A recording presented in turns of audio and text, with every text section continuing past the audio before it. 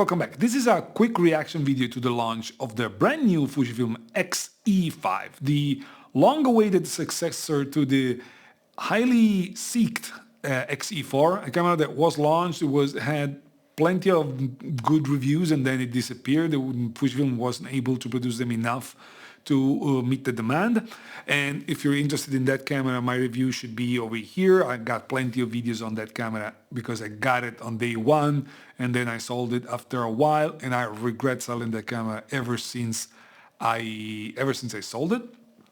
And of course, as you can tell, I don't have the camera. If I had the camera, this would have been a review or first impression. I don't. But what I have in my hands is my trusty X-T50, a camera that I love, deeply love. And it's a camera that will tell us a lot about what to expect from the X-E5. Because basically, the new X-E5 is an X-T50 in a different body with a couple of tweaks here and there. Of course, I reviewed the X-T50 as well, and you can find plenty of videos on my channel. You're going to find a tab over here and a couple of videos in the description below. You can get all the information that you want about the sensor, about the image quality, about all of that, because all of those are going to be the same. And we're going to discuss this later in this video.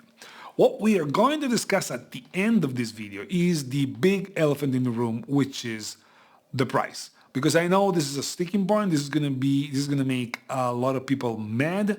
But for now, what I want to focus on is what's new in the camera and what you should expect from the camera before we get to the price, okay? So let's hold that thought.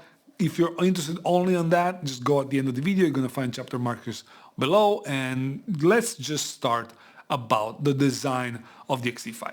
And let's just start by saying that the new X-E5 is a beautiful camera. Like, looking at the pictures, it's a beautiful, beautiful, beautiful camera. But not only that, looking at the specifications, this is also a pretty substantial step up from the X-E4. It's got the new sensor, the 40 megapixel sensor, which in my opinion is better than the 26 megapixel that equipped the X-E4 or the XM5, which is a new entry level that you can find from Fujifilm. And this is the same sensor that it's used in the X-T50, X-T5, X-H2, and so on. It's got the same processor that you can find also in the X106, which also shares the same sensor as the X-T50 and the X-E5. And one of the biggest addition to the X-E5 is the presence of the in-body image stabilization, because that was something that was missing on the X-E4, and although it was justifiable by the size, dimension, and all that, it was something that threw a lot of people off from purchasing the X-E4. Well, in this one, we got the image stabilization. The new body designs also a sign that Fujifilm has listened to the customers or the reviewers or everyone who's had the X-E4 in their hands, because it, aside from a couple of additions that we're going to discuss, brings back a lot of controls that were stripped away from the X-E4. We get back the front and rear dials. It was something that was not available in the X-E4, and those are clickable, so we are back to the usual Fujifilm way of doing the front and rear dials. We get back the autofocus switch, which is now in the same position that you can find it on the X106. That was gone already in the X-E4. The camera adds the front toggle, similar to the X106 or the GFX 100 RF. And that is used to switch between different type of visualizations depending on the type of aspect ratio or the digital zoom that you're using. The camera has a 1.4, if I'm not wrong, and a 2 times digital crop, but also different aspect ratios. And when you use something different than the full sensor and 3:2 aspect ratio, you get those frames that allows you to see outside of the frame so that you know what's going on. You get a film simulation dial. That film simulation dial that is basically similar to what you get here. It's something that allows you to switch between your film simulations, but it's in a different position. I will need to use the camera to be able to tell you if it's a comfortable position to use or it's a little bit hidden. But the little window on the top, it's a very nice touch. Although it may hinder the usability of it, because in this interpretation of the film simulation dial, you see all of the simulations, so you know whether you need to go right or left, rotating the dial to get to where you want. With this new implementation, you need to remember what it is, but I believe once your muscle memory gets there, it's not going to be a big issue. You can add your own recipe on, but this is limited only to the FS1, so only on the customizable section of these film simulation dial. You gain back a small grip. It's not huge, but it's still a grip, and it's gonna be easier to handle for sure. That was something that on the X-E4 was beautiful because it was simple. There was nothing that would make the camera look weird. This doesn't make the camera look weird, but of course it's not as clean as it was on the X-E4. But from a handling perspective, I'm sure it's gonna be much better. The viewfinder, which is basically the same that you can find on the X-T50, which is a 2.39 million dots, 0.39 inches area, it's usable on the X-T50, so it's going to be usable on the X-E5. I don't have any doubts on that. And that viewfinder adds a vintage mode of using it with only basic information at the bottom of the frame, written with like a vintage font. That is, you can call it a gimmick, but at the same time, it may simplify all the information that you see, and it's gonna get you that retro look that a lot of people are looking for when they're going for these cameras. Of course, you get the hot shoe with the compatibility with the with external flashes, and you get the that little window that you see on the top left is just a autofocus assist illumination, but the way it's designed, it make it look like it's a viewfinder. So from an aesthetic standpoint, the camera looks really nice. In my opinion, it's the sexiest XE camera yet. So from that standpoint, definitely a hit for Fujifilm. Of course, it's going to come in silver and black. I would have loved to see a charcoal gray version of that as well, like I have in my X-T50. So you can see this new X-E5 as a rangefinder version of the X-T50, the camera that I have over here, or a interchangeable lens version of the X106 review over here. The direction you're gonna look at it is gonna be different depending on what you're looking for on a camera, but bottom line, this is the quickest analogy that you can make. From a performance standpoint, we can expect the same performance that you have out of the X-T50, because it's basically the same camera, same guts, same processor, same sensor, same autofocus algorithms, same autofocus system, same everything. From a usability standpoint, of course, I'm gonna hold my judgment because I don't have the camera, so I don't know how it is to use it. I don't expect the camera to have any issue with usability. Fujifilm is pretty good at doing these things, and in my opinion, all the additions that they made make sense, and they're all placed in the right spot. My only concern is with the film simulation dial. It may be a little bit too close to the viewfinder, but also you're not changing that every 5 seconds. So I don't think that is going to be a big issue. They also moved the diopter adjustment on the left of the viewfinder. I like it because it's there, you can see it, but it's not in the way. So a good choice there as well. The construction based on the description, of course, so that's all on paper. The construction quality, the build quality seems to be to have gone a little bit upstream, so up in the food chain, so a little bit better. I don't know. I'm gonna have to try it, but I'll take Fuji's word for it. It's probably better. The camera is not weather sealed, but it's not a big deal. I keep saying that. I used the X-T50 with no issues. I used XT20s, I've used XT30s, I used XT10s, whichever camera that I didn't have waterproofing, it was good even in pretty bad weather conditions. So I wouldn't be too much concerned about that. Of course, if it wasn't for the price, but we're going to get to the price in just a second. And make no mistakes, this camera is also a very capable video camera, but if you look at the design and everything that the camera is, and if you look at what the X-T50 also is, this is an unapologetically photographer's camera first. And it's okay. It's okay. You don't always have to have hybrid cameras or cameras that are aimed at both areas. This is a photography camera first that is capable of shooting very good video. If video is your main thing, you're probably better off with an XS20 still yet, because that sensor is more tailored toward video than this this 40 megapixel sensor. The one thing that I saw, so there's a couple of things in the specification that I wanted to mention. The size have gone up only in, like, it's a little bit wider, like 3 millimeters wider, nothing that changes your life. And it's a bit thicker, of course, on the grip. Of course, it's got a grip, so it's going to be thicker anyways. But of course, the thickness is always going to be dictated by the lens that you're using. So I wouldn't worry about the dimensions too much. However, the weight has gone up by almost 100 grams, including battery and SD card.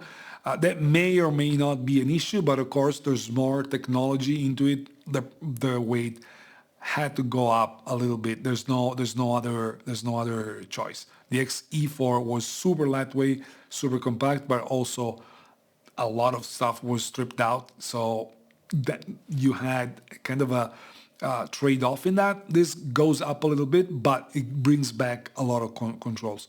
For me, give me more controls over a few grams savings, because controls are what makes the camera usable. So for me, not a big deal. Now, the other noticeable difference that is a kind of a head scratcher considering the price is the rear LCD screen on the technical specification seems to be the old 1 million dots rear LCD screen. Now, make no mistakes, there's far more expensive cameras that have worse LCDs than that. But if that's confirmed, the X-T50 has more resolution on the back LCD panel. Now, if that's the case, considering the price, which again we're going to discuss about in a second, that's kind of a head scratcher.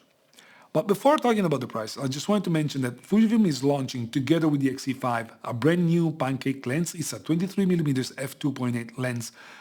Again, it's Pancake, it's a 35mm equivalent, and it's being sold either separately from the X-E5 at approximately, I guess, $400 or $500. I don't know the exact pricing yet. It hasn't been. I know the Italian price, but I don't know the US price. And it's sold in kit with the X-E5 as well. Now, if you're interested in this lens and in the camera, get it with the kit. You're gonna save a lot of money. And this lens may be very interesting for some. Not so much for me. I am not a big fan of the 35mm equivalent. If anything, I would go for the 27 because it's a 41, 42mm equivalent. By the way, a review of the 27mm, the new version over here. But for others that love the 35mm equivalent, this lens is fast enough, it's very small, it's very compact, it's very lightweight, it gets you weather sealing, it gets you an aperture ring, and it gets you very good build quality, I guess. I haven't seen it, but it must be the usual Fujifilm build quality. It comes either in black or silver, depending on the camera that you're using. For the lenses, I always love the lens to be black, because then if I'm putting it on another camera that it's not silver, that combo is going to look weird, but that's my personal choice. The one thing that is maybe concerning to some is that the autofocusing is the good old DC motor rather than the linear motors.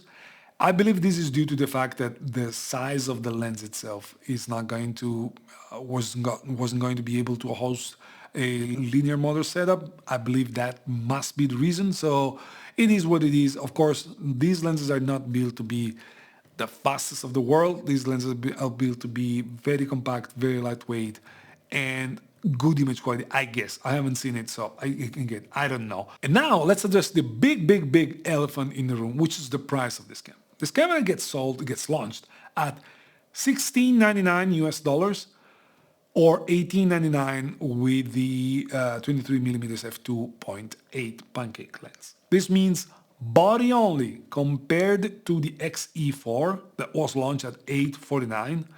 The price has basically doubled in the 4-year span. Now, before you start attacking Fujifilm, criticizing Fujifilm, getting crazy, there may be factors that have driven the price up, and I wanted to analyze those. I don't want to justify, I just want to analyze the price. So, over 4 years, you have, as we have all watched, crazy inflation rates. Prices have gone up everywhere. For every type of thing that you're going to buy, prices have gone up a lot. Now, of course, a camera is most likely a want to have, not a need to have, especially a camera like that. So you may say, okay, I had to pay more for my food. I don't want to pay a lot more for the camera. And it's okay. It's a personal evaluation and no one's going to argue with you on that. But it's undeniable that prices have gone up for all manufacturers in every field that you can think of. Second, the camera has a lot of new features. It's like the X-T50. The X-T50 got a lot of criticism because the price went a lot up compared to the X-T30 Mark II. But you have a new sensor with a lot more resolution. You get the IBIS, which is something that changes the way you can shoot with a camera. You get the new design. You get compared to the X-E4, you get a lot of controls back. You get a lot of stuff additional to what you were getting on the X-E4. So that is a second reason why the price have gone up, for sure. Like, all of these additional things, they're not going to come for free. Third, and this is US specific only, tariffs. Because whether you support what's going on or not, it's not the place here to talk about politics. But the tariffs are currently affecting prices throughout the US market. All the manufacturers' prices have skyrocketed because of the tariffs. And I'm sure it's about the tariffs because for the first time since I remember, the European price, the Italian price of the camera is lower in euros than the US dollar, the US price in dollars. Because while the camera is launched at $16.99 in the States, it is launched at $15.99 in Europe. The X-T50 was $13.99 in dollars and it was $15.39 in euros. So the ratio has changed. Now the dollar is higher. That is because of tariffs. And this means that the tariffs have probably added something about $300 on the price, over the price, just by the tariffs alone. Now, if you take those tariffs away, and we assume it's $300, this camera price goes down to the $13.99 that the X-T50 was launched at. It's not cheap. It's not for everyone, but it's not crazy high as it seems when you look at $16.99. Now, given all the above, I understand that people may still be upset about the price. They may complain about the price. And I don't know whether all the factors that I mentioned below justify the increase in price going from $850 to basically double the price. However, as I mentioned before, the X-E4 got discontinued pretty quickly after its release. This means probably Fujifilm wasn't making that much money out of the camera, and that can be another reason why the price has gone up. Also, it looks like Fujifilm is going towards a marketing strategy of producing a little bit less and making sure to sell all of them. I don't know if long-term this is a good choice. We'll see. But in general, once you remove the tariffs, this camera becomes a lot more reasonable in price. The only thing is, Even if considered as the same price as the X-T50, the fact that the rear LCD is lower resolution is kind of a head scratcher, and the camera doesn't have a flash, which the X-T50 does. You can see it over here.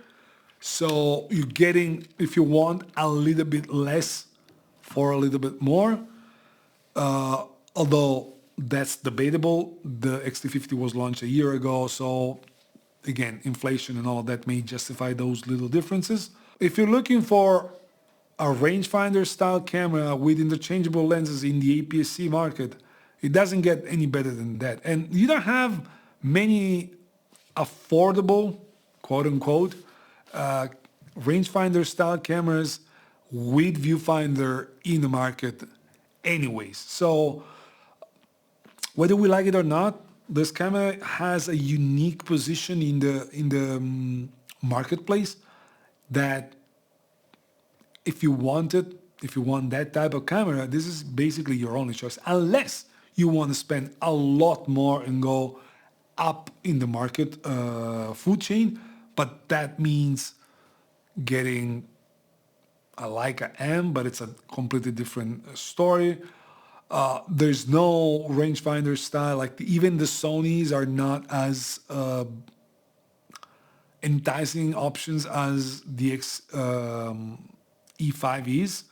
Yes, the A7C2, the A7CR, I have the A7CR, but it doesn't inspire me as much as the X-E5 does. And so it's up to you. If you're okay with the price and you absolutely love the camera design, go for it, pre-order it, because based on the history of the latest Fujifilm launches, this camera is going to be back ordered for months. So place your pre-order now. If you have second thoughts between now and August, which is when the camera is going to be available, I'm told, you're going to have time to cancel your pre-order.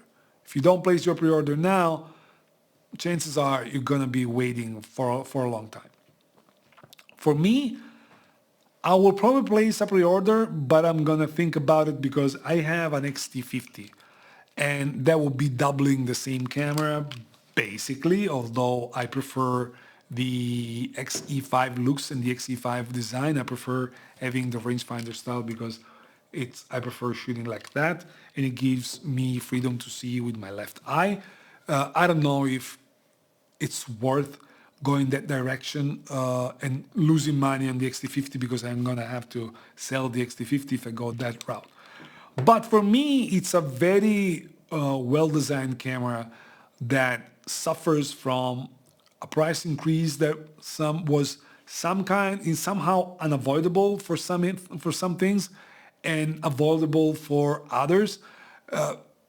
But it's still a great camera. At the end of the day, considering what I know about the X-T50, the X106, all cameras that I've used, tried, or owned, you're not going to get disappointed with what you get out of this camera. That's the bottom line is that. I want to know in the comments below what you think. This video was supposed to be way shorter. I think it got way longer than I expected. If you're here, even despite the length of the video, kudos to you. I want to know what you think. Write me in the comments below. Ciao, and I'll see you in the next one.